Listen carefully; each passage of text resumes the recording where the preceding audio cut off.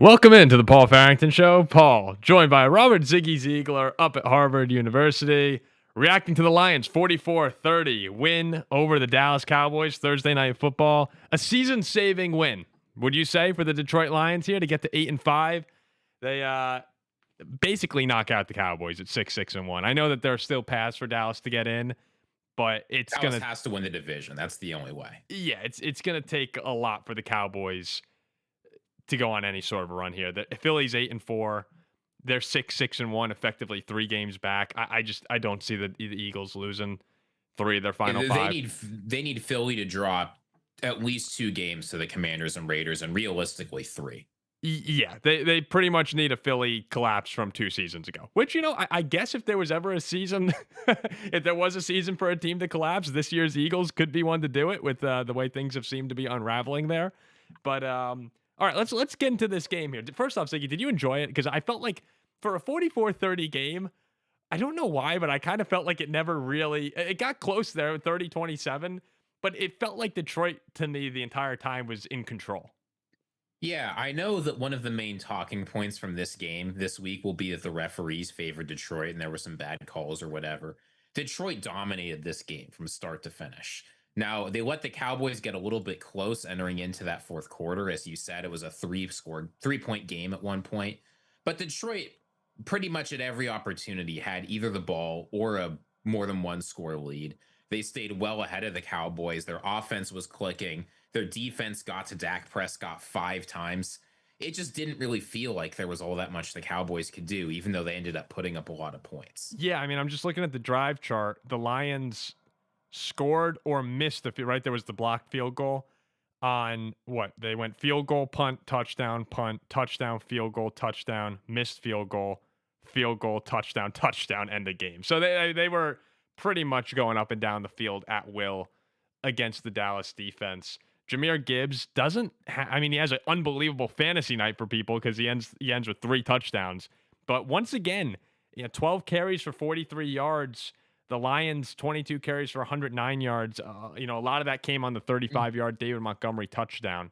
Well, I'm not going to criticize Jahmyr Gibbs too much because he was so productive in the short passing game. He was great. But what I'm saying is if there's one spot for Detroit that it maybe is a little bit concerning to some degree, they have struggled to run the football the past few weeks. Yes, but I'm not worried about that leaving this game because the Cowboys defense, their strength by far is the interior defensive line. It's great game planning to say Kenny Clark and Quinnen Williams, no thank you. And I think that's what drove a lot of it this game. I actually thought the interior offensive line for Detroit had maybe their best game of the season. Well, the game started off, and you're right, because you could effectively, when you're running those swing passes out to Gibbs, that's just an extension of the run game in many ways. So you're able to scheme up other ways to get Gibbs the ball and basically run. But yeah, I thought when the game started, the first couple drives, the Cowboys were blowing up that interior again. A couple third downs where it's just like, Leonard Williams just pushing people multiple yards back off the snap. And I texted our good buddy Tom Monroe. I was like, oh boy, the lines look a lot different. Those offensive lines for Detroit from last year to this year, clearly it's still a big difference. But I was waiting for it to be one of those nights again for the Lions, and they were able to kind of settle things down, get the offense going. Amon-Ra had really gutsy performance from Amon-Ra. He's on one of my fantasy teams in the playoffs, and like I was out earlier today, and I was like, let me just update my teams, make sure it's good to go. I thought Amon-Ra was supposed to be out for 2 weeks. Like I saw he might be back next week, and I come back, me and you do a quick recording. I turn the game on, and Amon-Ra is legitimately in the middle of catching the first pass of the game. I was like, what the hell is going on here? And so he wound up being on my bench the whole day. But Amon-Ra had a good game as well. Kind of showing that Lions toughness that they've they're known for. But yeah, what was your initial takeaway, Ziggy? Give me your biggest takeaway from this game. Look, Detroit's for real. Now, that doesn't necessarily mean they're going to make the playoffs. It doesn't mean they're going to go on a run. But there was a lot of doom and gloom from Detroit, from fans and outsiders alike. Well, they're going to miss the playoffs this year. They're not so good. This isn't the Lions team of the past. I'm not saying anyone on this show said that, but it felt like the vibes around the Lions were extremely low. And indeed, even like some of the super chats we're getting from Lions fans, like we've gone from it's so over to it's so back. Well, that's football, right? Detroit was not out of it. They continue to be a talented team. There's a lot of good players on there. And it's not a surprise to me at all that they were able at home in a must-win game to show up against the Cowboys. Now, obviously, they have to build on this momentum and they have tough games coming up. But anyone who thought that like you could pencil Detroit out of the playoffs and that they didn't really have a chance and that there was no need to worry about this team as a threat, you're wrong. And I think this game clearly showed the talent that Detroit has. No, I think if you were a fan of the other NFC North, not NFC North, but just the other NFC contenders, you were rooting for Dallas in this game because you don't want. If you're Chicago, or if you're like the Rams, I know the Rams play the Lions next week. If you're the Seahawks, if you're the Packers, the Lions being out of the playoff race would have been so good for you. There's still a lot that worries me with Detroit compared to, last year's team at its peak. And I know last year's team took on some major injuries towards the end of the season. But once again, the injuries in the secondary, Bryant Branch left the game.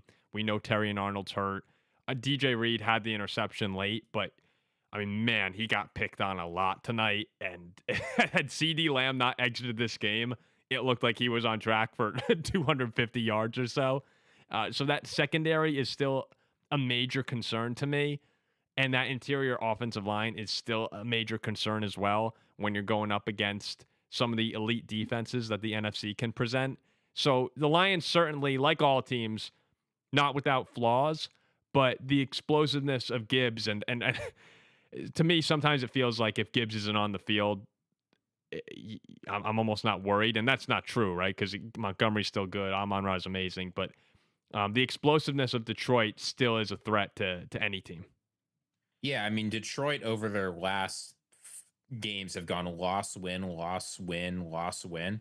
Jahmyr Gibbs' touchdowns over those games have been 0-3, 0-3, 0-3. It seems like if Jahmyr Gibbs gets 3 touchdowns, everything's good. What was the Brian Branch injury? Do we have that? So we don't. It was some kind of leg injury. We will see what it was and how severe it was. It did not look good. Yeah, well, I just saw someone saying in the comment section, "Done for season." I guess it's too early to have any reaction I don't think like we that. know that yet. But it no, looked to me like it was an ankle injury.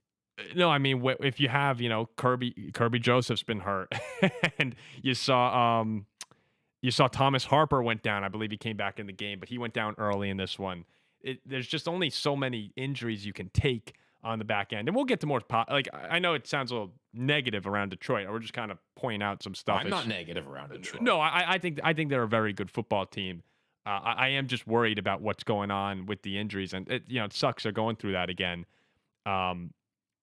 But yeah, I mean, as long as you give Goff time, that offense is going to put points on the board. And tonight, you saw them settle down nicely against the Dallas defense that has been playing better football of late. And they were the reason to me. I thought in the first half, the Cowboys had some excellent opportunities to maybe not take control of the game, but maybe to go into halftime with a lead. And you had poor Jake Ferguson, because Jake Ferguson has the fumble that Detroit turns into a touchdown. And then I believe on the ensuing drive, it looks like Dallas has this massive pass interference call to get down inside the 5-yard line, and it winds up being neutralized by the hands to the face on Jake Ferguson. Maybe you can argue a potential 14-point swing right there. Just too many mistakes from Dallas. They should have had a safety, it looked like. I'm surprised that wasn't called earlier in the game. But just too many mistakes for the Cowboys when they needed all the points they could get. Yeah, the Cowboys were so close in so many ways to being more competitive in this game. But if you need to know why they weren't in this game, it's as simple as you're down 20-9. We're thinking, okay, the Cowboys can go down the field. It's the start of the third quarter. Maybe score a touchdown, at least get a field goal, make this a 1-score game. And the first play of the drive is a Dak Prescott interception. Yeah. And it felt like from there was just no getting back in the game. And this is not to sit back here and blame the entire game on Dak Prescott. That's not what I mean. It's just there were too many mistakes from the Cowboys. And the Lions are very good at this. They are good at making the teams that play them, especially in Ford Field, make mistakes. and they're one of the best teams in the NFL at capitalizing on it. But also, if you're a Lions fan, you have to be pretty happy that after struggling with fourth downs so much coming into this game, they haven't converted one since week 11. You didn't have to this game. Your team just played good enough football that you didn't have to put yourself in those high leverage and must succeed situations. The defense just generated sacks. The offense was efficient. And you can just sit back and let the game go. It was funny because every time there's a fourth down and you're watching the Lions play, obviously everyone's ears perk up and you look over to Dan Campbell and you're saying, all right, Dan, what are you going to do? And even Al Michaels alluded to it. They were in like 4th and 15, 4th and 20 situations tonight where even Dan Campbell and you know, as gutsy as he is, isn't rolling the offense back out there. So we were kind of robbed of a couple fun decisions that Campbell could have made. But I'm happy you brought up the interception too, because I only referred to the first half mistakes from the Cowboys. Really, if you focus in, the game to me ultimately wound up being decided on that end of the second quarter, beginning of the third quarter, where, yeah, you had the fumble turned into touchdown. Then you had the pass interference penalty take away what probably would have been a Dallas touchdown. So you swap field goals right there. And then you come out of the third quarter and it's the interception touchdown. So right there, you know, that's 14 points the other way. It's 27-9, and now Dallas has to play catch up. And yeah, they did a nice job of pulling back into the game. But on a day where they just most of the time had to settle for long field goals, you know, you could say the Cowboys kept kicking field goals and not scoring touchdowns. But when you're hitting 55, 63-yarders, it's different than if you get inside the 20 and you have to settle for 35-yard field goals. This was like just Aubrey having a master class from long distance, as opposed to the Cowboys, like, you know, failing inside the red zone. He was unbelievable tonight. He's just what a weapon. Oh, I mean, he is unbelievable, but it doesn't matter if you have an unbelievable weapon of a kicker if you're going to give the Lions 44 points. Now, I know 7 of those came effectively off a turnover. Another one was a touchdown drive near the end of the game when the Cowboys were just trying to gamble for a big play. But there was so much production from this Detroit offense that it doesn't really, you can't settle for 3 points. Brandon Aubrey needs to be on a team that can put up a lot of points as a defense that can shut people down. And that's actually been what Dallas has done, right? This was their formula against the Eagles and the Chiefs. Mm-hmm. The defense was just good enough that those huge field goals can make a difference. But if you're going to give up 44, it's very hard to win a game giving up 44, even if you can put up 30. Yeah, I'm just looking at the box score here. I was playing against, so in one league, I'm playing against my dad in the playoffs, Ziggy, and he has Dak and CD, and I have Amon-Ra, so I benched Amon-Ra, thinking he wasn't playing, and I'm watching the first half. I'm like, oh my God, you know, Lamb doesn't have a touchdown. He has 90 yards in the first half, comes out as the 30-yard completion, and that was a huge injury. It was, and that was just something that. Look, obviously, you know, fantasy football's fantasy football. I'm not rooting for anyone to get hurt here. When he left that game, you could feel the impact immediately. And, you know, was it Flournoy, right? Was that who came in? Yeah, and he had been in a little bit. No, but he really took off after CD exited the game. But when you could just key in on George Pickens the way the Lions were then able to do, George had 5 catches for 37 yards tonight. He just didn't feel like he was in it most of the game. Even on the interception to start the third quarter, you saw Dak yelling at Pickens on the sideline. Not yelling, but, you know, kind of like teaching moment. On that play, on the slant, you see Pickens, and look, I'm not a receiver coach, so I'm just going off what I'm imagining Dak was saying. But, you know, as that ball's coming in, Pickens, hands right on his chest, you saw Dak saying, no, attack that football.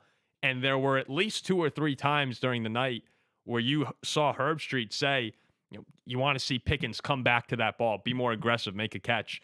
There was the one play, I believe, in the second half where, you know, Pickens is just jogging down the field, and, you know, when he comes out of his route, it's not even coming out of a route. He just basically turned around like a regular guy walking on the street, turning around. This is why the Steelers moved on from him, right? As good as he is. Yeah, when you have the highs are so unbelievable with George, but there are some times, and I don't see George like he's a bloke down the street. Yeah, you know, George, he can make some really good plays, but look, maybe like I don't think those plays were terrible effort all around. It was just, you know, those are just little things that maybe he wasn't totally locked in tonight. I don't know. I'm just guessing. It might be wrong of me to say. Well, if you're watching this video and you want to lock in, click that like button, click that subscribe button. We're chasing down 30,000 subscribers.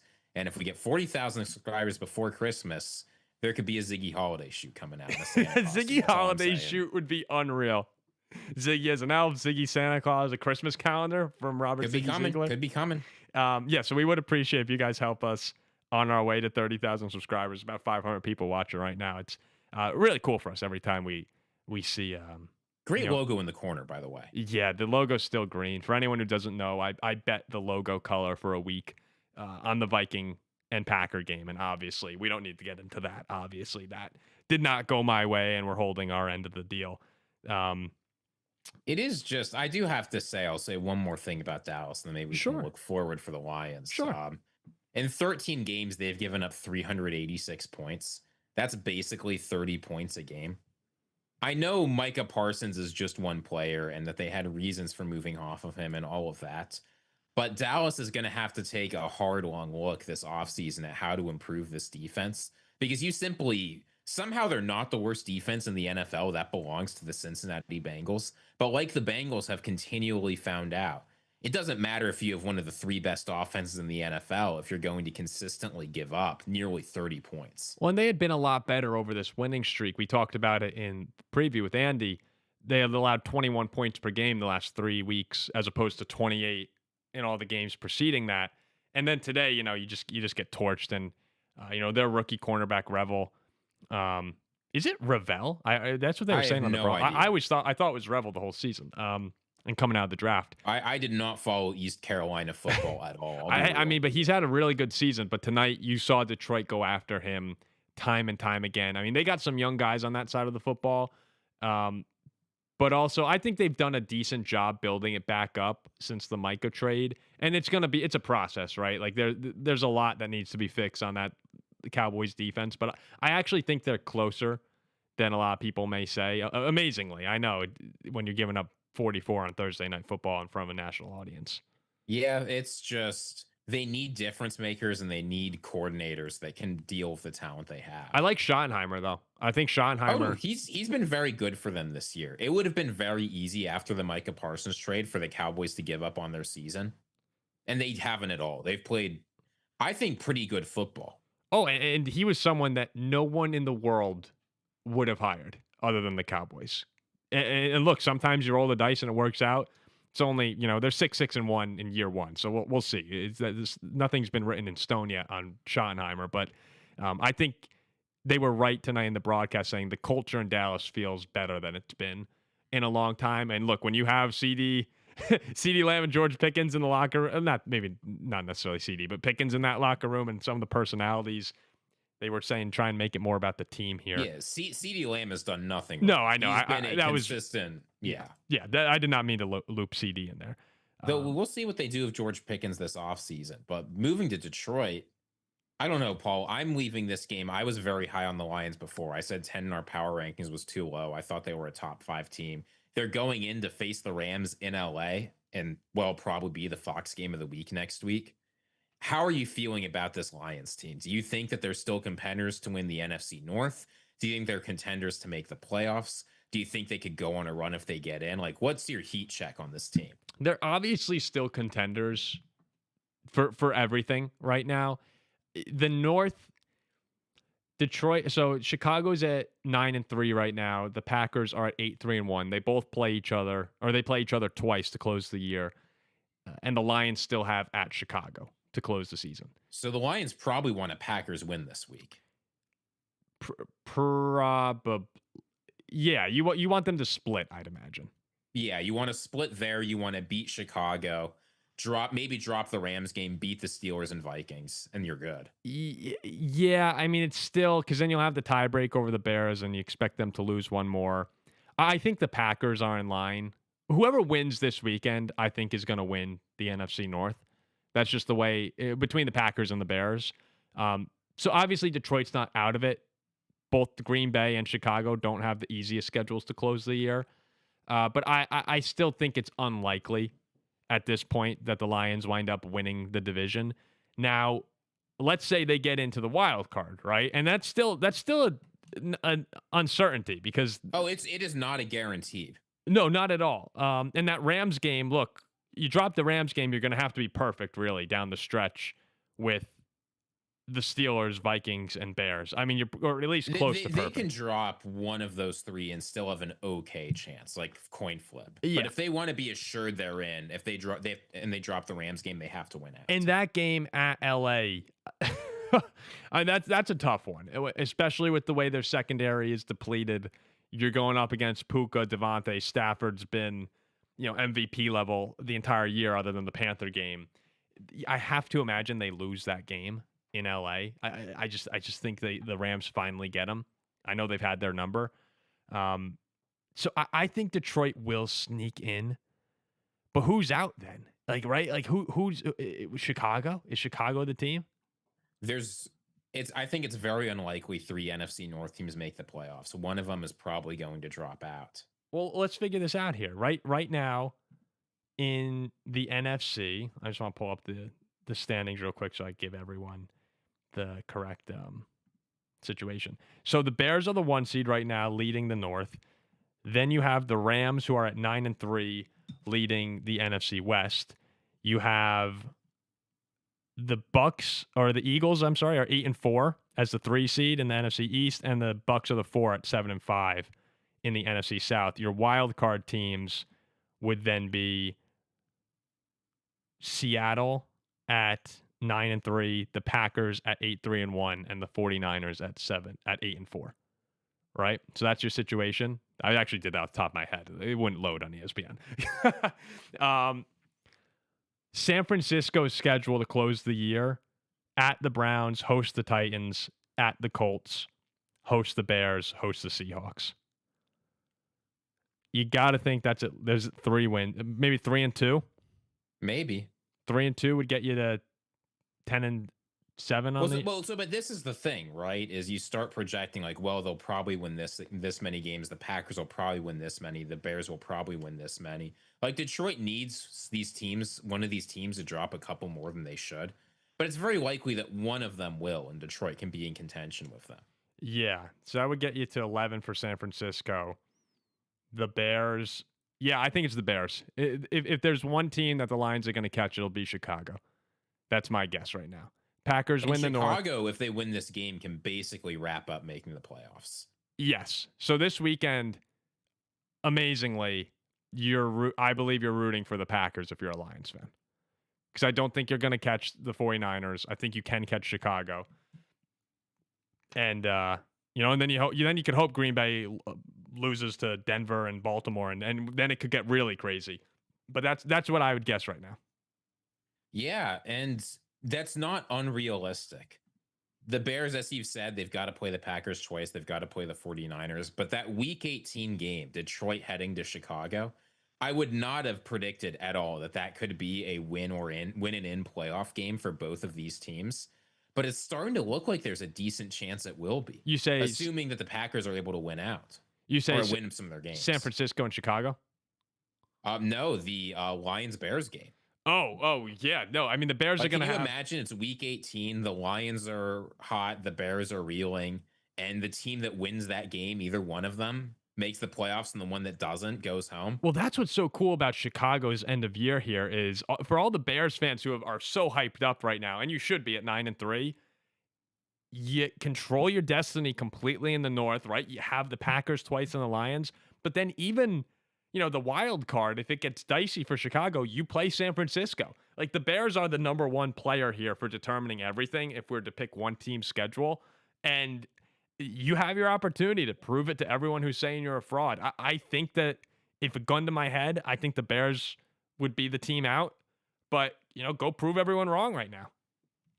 Yeah, and even if they don't, even if they only beat the Browns and 49ers and drop the rest of their NFC North games, they still probably make the playoffs. At 11 Chicago's wins. There. It's 11 wins might be what's necessary to get within the NFC right now, with the way the West and the North are playing right now. You have 6 teams that have 8 or more wins. It's crazy. The thing about the Lions that just makes me confident that they're going to come through, though, is again, it's a weird thing to say about Detroit, given the history of the franchise, but I think we've moved well beyond that at this point. When they're desperate, And they always play like they're desperate.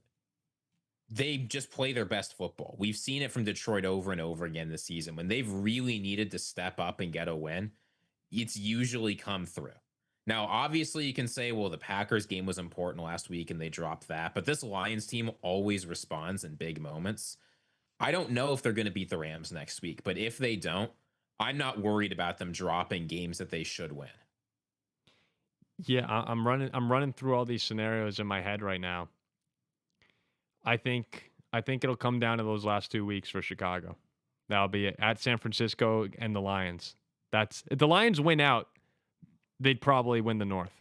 If the Lions win out, they're very likely to get the North. That's correct. Yeah, they'll probably win the North. Wow, it's it's gonna be awesome here these next few weeks. I can't wait for it. Yeah, let's see some of these super. Want to get some of these super chats? Yeah, well, let's get to some of the super chats. We had some really generous ones come in tonight. All right, Ziggy, you want to read them? I know last time I did. Sure. We'll start with our resident Lions fan. From the jaws of It's So Over to take us to where we're so back. This is the first game where the Lions looked like the Detroit Lions all season. It was rough. Look, as a Viking fan right now, I have no sympathy towards anybody. But this was, as we said in the title of the video, this was a season-saving win, and it was a convincing season-saving win as well. So yeah, congratulations. This is from Jorge Martinez, our resident Patriots fan, I believe. Congratulations on more or less securing the 1 seed. Not take it away from Detroit, but it was obvious the Cowboys would lose on a big winning go-home game. What did we expect from them? I mean, we said during our preview, Detroit in a must-win game at home versus the Cowboys. No chance for Dallas. You said it. I picked Dallas, and I don't know what you were thinking. I think I just bought into it a little bit too much. I was on board the Dak I wasn't going to give Dak the MVP award, but I was on board the Dak in contention for MVP train, and I thought the wins over Philly and Kansas City were great. Prime stage on Thanksgiving Day, you beat the Kansas City. Number 3 in our power rankings. So maybe I drank too much of the Dallas Kool-Aid and should have saw it coming. Maybe I was even just a little hopeful that the Lions, that the Lions would lose this one. Not that I hate Detroit or anything. Just it's tough seeing all the other North teams play so well when we're at the bottom of this. I mean, we're so bad, Ziggy. It's somebody asked here, why do you guys never talk about the Vikings? And I think we do talk about the Vikings a fair bit, but the reason why it doesn't stand out is because there's nothing to say about this team. Dude, go look at the Sunday show. I mean, look at some of our Andy. Yeah, look at some of our reels. I mean, it has been. If we talk any more about the Vikings, it's just a whining fest. I mean, there's just nothing else to say about the team. We've got 2 super chats here from D-Mize. Let's start with this first one. This was the exact same game as the Lions-Ravens game. Both defenses gave up a ton of points, but the Lions just have more weapons, so they won. I will say, I do think a big difference in this game is that Detroit controlled this game basically the whole time. The Lions-Ravens game, each team scored a touchdown in each quarter going into the 4th. That was a much closer game. Yeah, the Lions took over in the 4th in that one. And remember, the 4th down play calling was critical in that game. The Lions, I think, had 2 touchdowns on 4th down calls. Yeah, they needed those 4th downs to go their way. Yeah, this one, Detroit took control off Dallas mistakes. And again, yes, got close, but never felt like panic time. Maybe if you're a Lions fan at 30-27, you started to sweat a little bit. Obviously, but then they went right down the field and scored a touchdown, and you can go back to sleep. But yeah, so I see what you're saying, but I think they were very different games. This other one, Ziggy, if the Chiefs finish 8-9, you come to the power rankings and have them top 10 because it isn't the record rankings, we will riot. It's late enough in the season. If the Chiefs go 8-9, there's a decent chance they're still going to be in my top 10. Maybe even high. We've got this one, again, resident Lions fan, thank you very much. Bears going to sweep the Packers, and Packers will miss the playoffs, losing to the Vikings in Week 18, because that's what the Packers do since COVID. Oh, wow. Sideless coming out with a dagger there to Green Bay. I disagree. No. If it's Minnesota Week 18, there's not a chance. This one's from Quasar. The Lions are kind of like Notre Dame, very good and 50-50 they get it.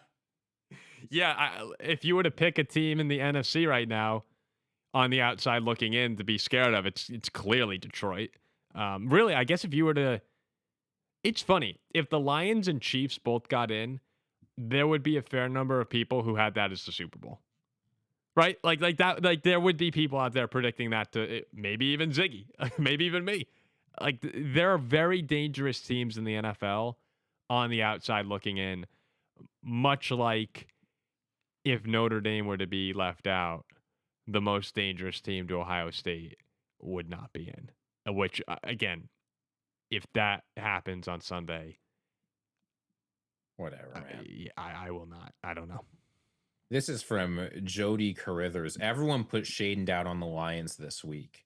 They weren't having a loss at home to this team. Lions are putting Befeist, a diehard Lions fan. I still have hope. Yeah, Paul, why did you put shade on the Lions this week when they were obviously going to win? I mean, I didn't throw a ton of shade at Detroit. I more. You said they were going to lose to the Dallas Cowboys. I think I put more stock in Dallas than obviously I should have. And Dallas, Dallas came back and CD got hurt, but yeah, no, I should have been smarter than that. I know better about Detroit in these games and Dallas in these games. Detroit as of late in these ones. Detroit coming off a loss and a must. I thought that the Cowboys were going to be able to get more interior pressure and disrupt Goff more. I would have thought that. I was thinking that they were going to be able to generate a turnover or two and play it similar to, a couple of the games you've seen the Eagles and I know they don't have the same defense as Philly, but I thought they'd be able to win the line of scrimmage better than they did. This is a very generous. Real quick, I do just want to say also to Jody, like you should absolutely still have hope. I mean, 1,000%. Hope you should have confidence. Yeah. Detroit's very good. You beat the Rams and things start getting serious again about Detroit. Like I'm talking about hosting playoff games, Super Bowl runs. This super chat from Total Malarkey lives up to the name. Got a deal proposal. The Packers give Malik Willis a mid-range 2-year deal and then trade him in a first-rounder for Justin Jefferson this offseason. You guys get your fixed QB, just need to turn off the real-world salary cap. A great deal. So I'm going to say two things here, Paul, and then you can get to it. Yeah. One is Packers fans seem to labor under this delusion that Malik Willis is actually a good quarterback and not a functional backup. Malik Willis is a functional backup. And being a functional backup, there's not a lot of those. I mean, props to him. He is not a good quarterback. He is not a startable quarterback in the NFL. Even if he were a startable quarterback in the NFL, him on a 2-year deal and a first-round pick for Justin Jefferson is outrageous.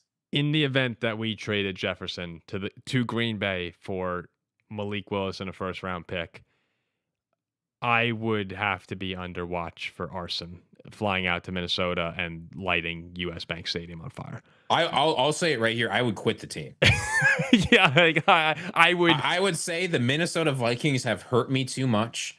They're never going to do it again. I wouldn't, I would make sure the building's clear somehow, but then it would just be me walking around the stadium, dumping gasoline, and like the stadium would go up in flames. And I think a lot of Vikings fans would probably join me. And that would just, I don't even want to think. Like, that's as bad as Notre Dame missing the playoff. But unfortunately, and this is true from Joe Mama 69, Malik Willis probably is the 4th best quarterback in the division. Yeah, who's the Bears' backup right now? Bagent. Bagent. Yeah, by far. Like, yeah, probably by far. It is tough. I cannot believe at this point in the season I'm coming out here saying Malik Willis is a better quarterback than JJ McCarthy. Because, Paul, I have been a Malik Willis hater. I've been probably too low on Malik Willis. I remember when Green Bay added him, and I said, look what he did in Tennessee. This guy can't play ball. He's better than JJ McCarthy, and I don't know what to do about that anymore. Yeah, and this isn't shade on Malik, by the way. Malik has been awesome filling in for Green Bay. He's a great runner. He's had one of the more impressive turnarounds of any player's NFL trajectory. Definitely. And he's, in addition to running, like he's made a couple big throws in all those spots that he's been in. But clearly, LaFleur, I know he says that the playbook is as open as it is with Love. It's not. Like, it's just not. He's just saying that. Yeah. They don't trust him to throw at a high volume at all. And it's understandable. Like, Malik Willis is not a great passer, but he's come in and he's made enough throws when they matter in those spots, and he's ran the ball really well. Like the Packers have run block great in those games. It's been very impressive. So yeah, no shade on Malik. He is very valuable to that Packer team. DJ Roz comes in and says, you need to go all in and trade for Joe Burrow. By all means. If Joe Burrow is a player we can acquire, sure.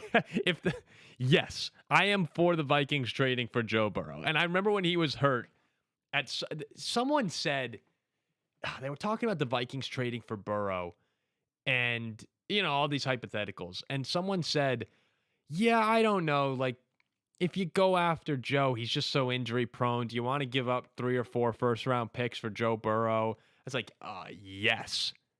1,000, 5 picks. You can take Darisaw. You can take Dallas Turner. You can take Justin Jefferson. How many first round picks realistically would you say yes for in exchange for Burrow? None, because I would get fired if I traded him. No. I'm saying if you were the Vikings and all of them. Yeah, like 5.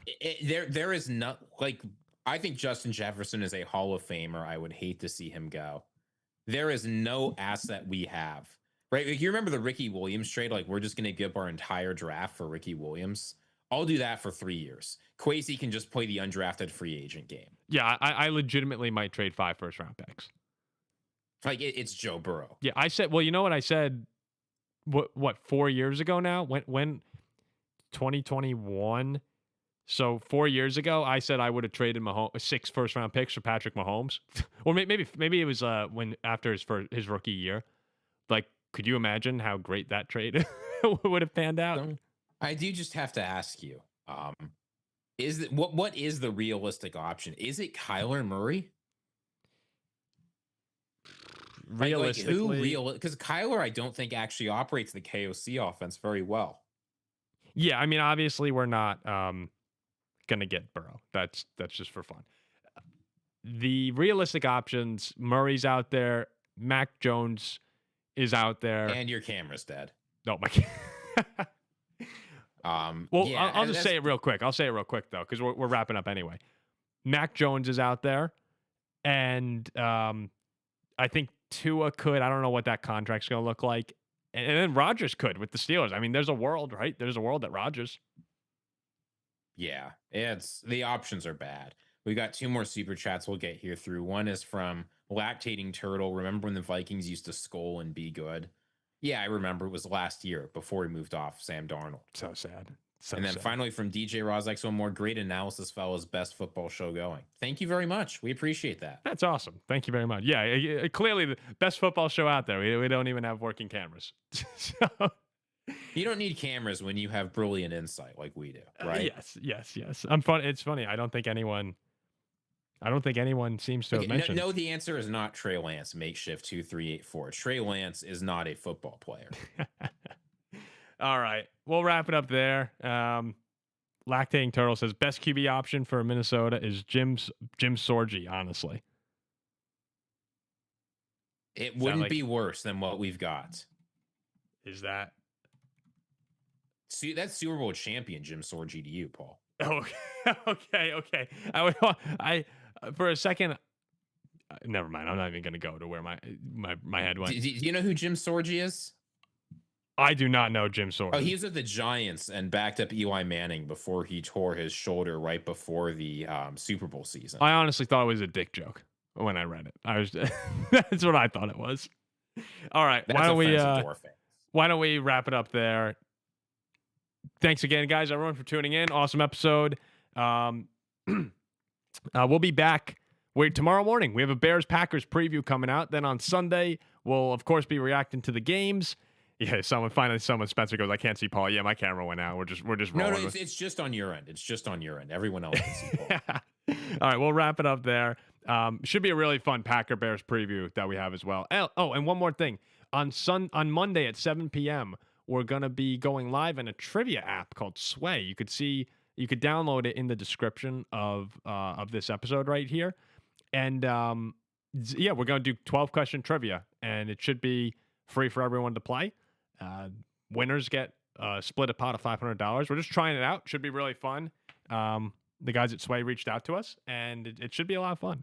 All right, we'll wrap it up there. looking forward to a great weekend of football. Ziggy, thanks for carrying on here at the end without being able to see me.